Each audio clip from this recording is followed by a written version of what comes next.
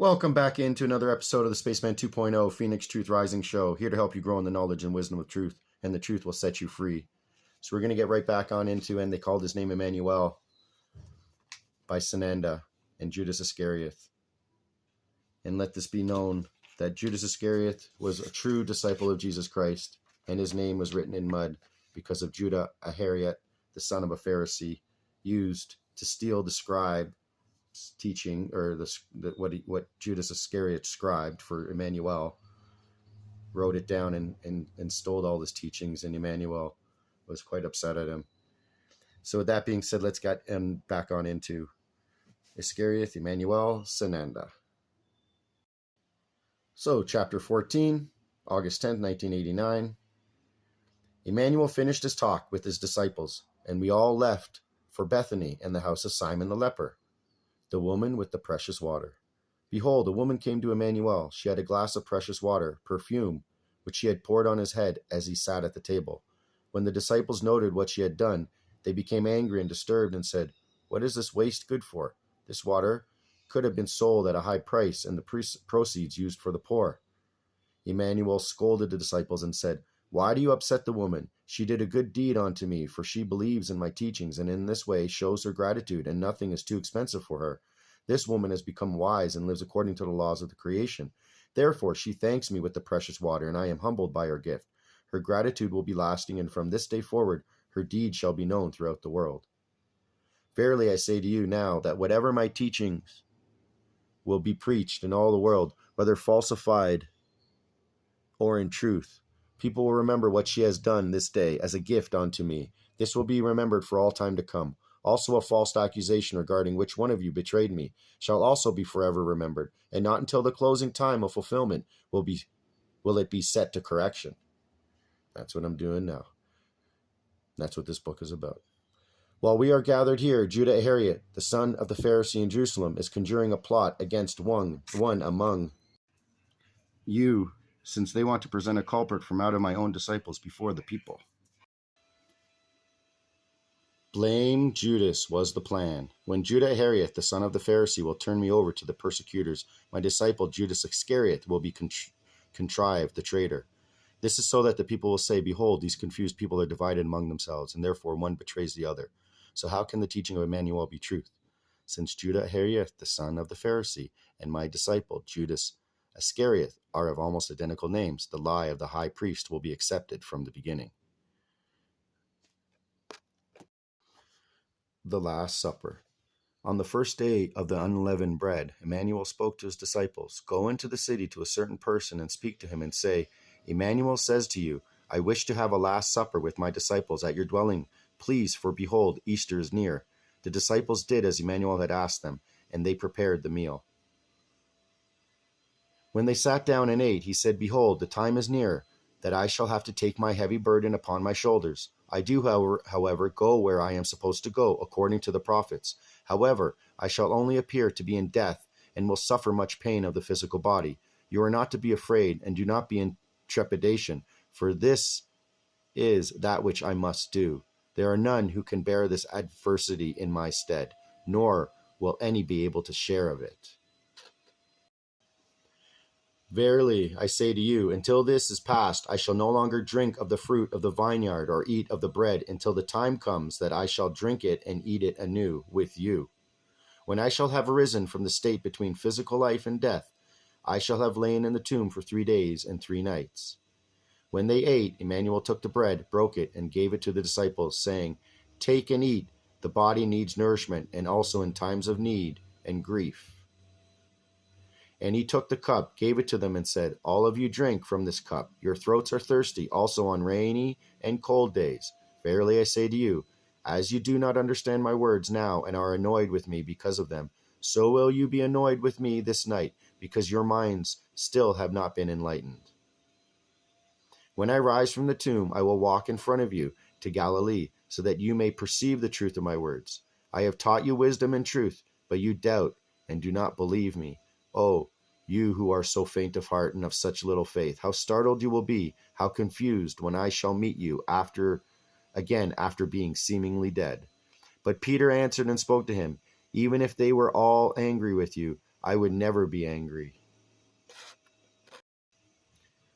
Emmanuel rebuked him. Verily I say to you, you will be one of the worst, for in this night, before the cock crows, you will deny me 3 times. Peter contradicted, this will never come about, and even if I had to die with you, I would never deny you. Thus spoke all the disciples, for they could not believe the words of Emmanuel.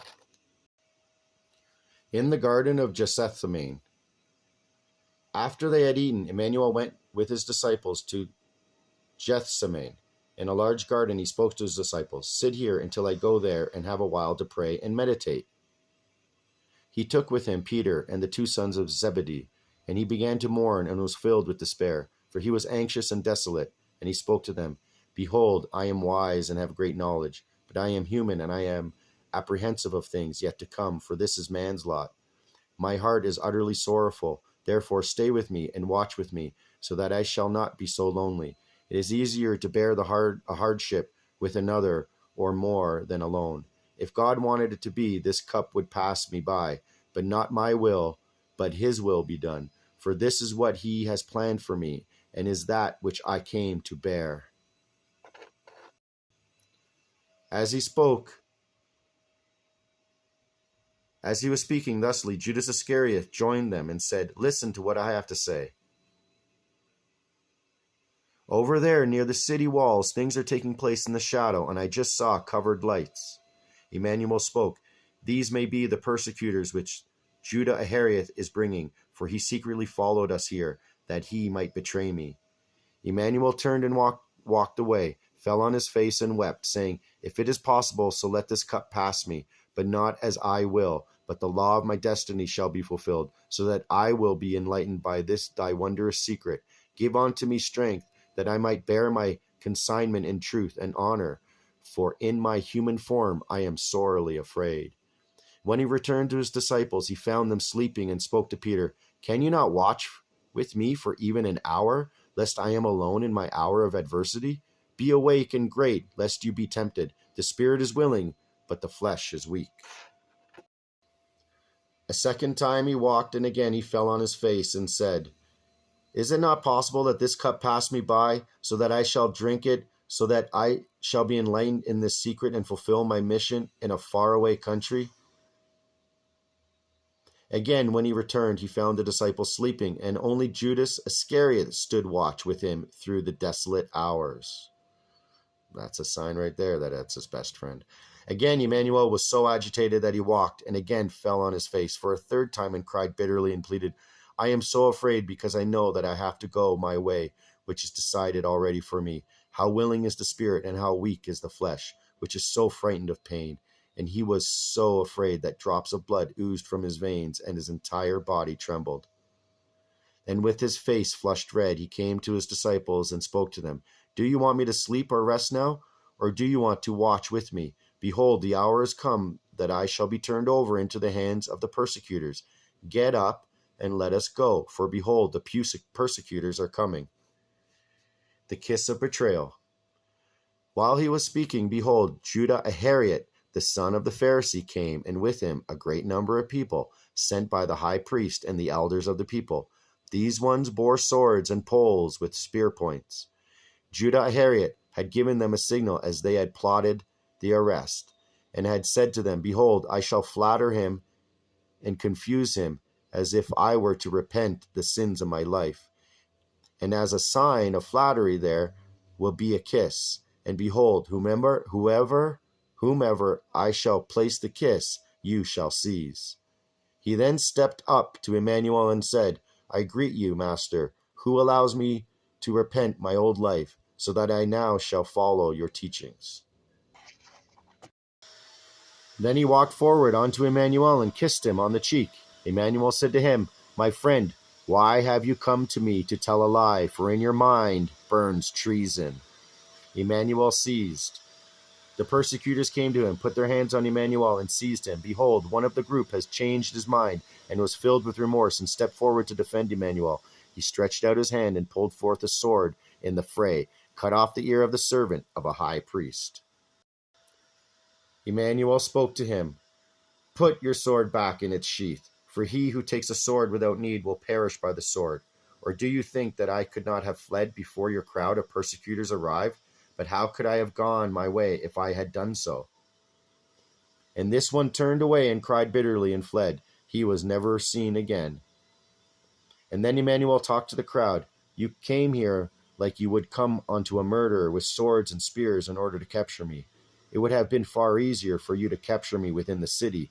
Daily I sat there in the temple teaching, yet you did not seize me. You hypocrites, you must have been afraid of the people, and therefore you come to me like thieves, so that you can throw me into prison in darkness and not within the sight of the people. Verily I say to you, darkness will be light, and your deed will be in everyone's mouth, and you will be accused for eons of time to come. Thereupon Simon the Pharisee spoke and said, Your sayings are stupid and filled with lies. For why should we be afraid of the people? You taught the people falsely and called our laws lies, and for that you will suffer. You thought we would not catch you and bring you to trial for your transgressions, but you were mistaken therein. For one among you, who was with you, yet was not of your persuasion, has betrayed you for 30 pieces of silver. That one is Judas Iscarioth. But Emmanuel answered and said, Verily I say to you, you may succeed in accusing Judas Iscarioth of treason in front of the people, and the accusations may stand for long years to come. But truth will come forth and be in everyone's mouth, namely that Judas Iscarioth is not my traitor, but your son Judas Iscarioth, who bears the name of his father, the Pharisee. Simon the Pharisee, the father of Judas Iscarioth, was blinded by fury and lurched forward and struck Emmanuel in the face with his fist, because he was afraid of his words. When this happened, much confusion set in, and the disciples fled from the place. Before the high council, those who had seized Emmanuel took him to the high priest, Caiaphas, near whom the scribes, Pharisees, and elders of the people had gathered, so that they could pass sentence on him. Even though many false witnesses appeared, they could find no false testimony. At last, 2 stepped forward and declared, He has said that God is not the creation, but a man like you and me, and thus he said that he was begotten by a guardian angel of God, namely Gabriel. The high priest arose and said to Emmanuel, Are you not going to reply to what these 2 are witnessing against you? Are you not going to defend yourself? But Emmanuel kept his silence and smiled softly. Then the high priest got up and said to Emmanuel, I swear on the living God that you say that you were begotten by the angel Gabriel, who is an angel of God, as transmitted by the scriptures. Emmanuel responded, You say it, but I also tell you that God is not the creation, but he is the Lord over the human races, which were begotten through his will. God has come from the far distances of the universe and brought the world under his will, and he is the uppermost emperor of these human races, one of which is here in this country, one in the east to the land of India, and the other in the north from the land of the king who wears horns, as far as the sea where icy mountains drift free in the waters. But there are 7 human races which live in all of the different directions of the wind, from one end of the earth on to the other. God is also Lord over them, even though they serve others, who are also not of this earth. For those ones are known by different names, for their language is greatly different. If you consider God as the creation, you are mistaken in violating the truth. For since you and I are human, God is also of humanness, except that he is spiritual perfection and infinite in his abilities, and infinitely more advanced than any of the human races created by him. God and his celestial sons are other human races. They have come from the stars and their machines, which travel the universe and appear to be made of metal, but immeasurably higher than God and his celestial sons, who are the guardian angels, stands the creation. Above all is the creation. The creation alone is the immeasurable secret which begets life, and also is infinitely higher than is God. Recognize the truth of this teaching, so that you may attain knowledge and wisdom and truth. Thereupon the high priest was filled with crazed fury and tore Emmanuel's clothing and screamed at Emmanuel, He blasphemed God, the Creator. Why should we have any further testimony? Behold, now you have heard his blasphemy. And what do you think his guilt deserves? They shouted. He deserves death. Then they beat him with their fists and spit into his face and upon his body. Some of them hit him from behind his back and taunted, Prophecy, you great king of wisdom and son of the celestial son, who is it that is beating you now? Peter's denial. After he had followed Emmanuel in the crowd and hid among the people who looked through the windows, Peter had followed Emmanuel and the crowd and had hid among the people who looked through the windows. And so he saw what was done to Emmanuel. And a maid came up to him and said, "Are you not one among those who are the disciples of this Emmanuel from Galilee?" When Peter was asked by the maid, he denied it and said, "What kind of senselessness do you accuse me of? For I do not know what you are saying." But because of the maid's question, he was fearful, and he wanted to escape from there, for he was afraid for his life. But as he passed through the doorway, another maid saw him and said to the people, "This man too was together with the blasphemer from Nazareth." But Peter lied a second time, raised his hand to swear, and said, "Verily, I do not know this confused person." When Peter left the house, those who had been standing there came up to him, saying, "Are you not one of them who served this Emmanuel? You are giving yourself away through your speech." Peter then started to revile Emmanuel and cursed himself and swore, "I do not know this crazy person nor his blasphemous teachings of God." Soon thereafter, a cock crowed 3 times, and he was stunned by the words of Emmanuel, which flooded through his mind. Peter ran away and bitterly wept. So with that being said, please ponder these words. Thank you for tuning in, and I'll be back with another episode of the Phoenix Truth Rising Show. This is the Spaceman 2.0, and I'm out.